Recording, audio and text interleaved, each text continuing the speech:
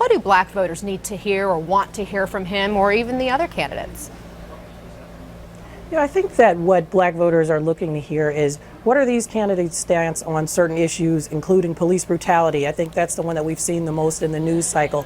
They want to know how the candidates feel about Black Lives Matter, what they're going to do about disproportionate incarceration rates for African Americans. And one of the things that Bernie Sanders told our interviewer, Wendy Wilson, was that he needs to get out into the community. He needs to get the message out. He's aware that African American voters are not as familiar with him, but he is certain that he has the policies that will help with a lot of these inequities. Did you all hear anything from Sanders in that interview that resonated or stood out?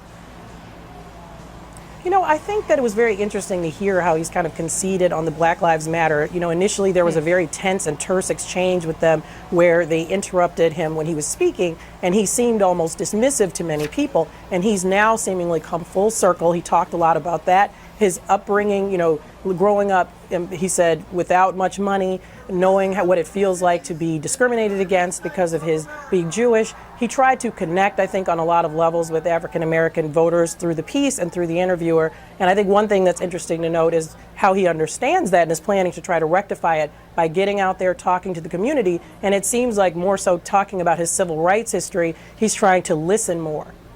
We're showing that video you referenced of the Black Lives Matter group coming and shouting him off the stage essentially back in August. And following that incident, do you feel like he's, kind of turned a corner? Has he been able to make that water under the bridge, or is it still a weak spot for him?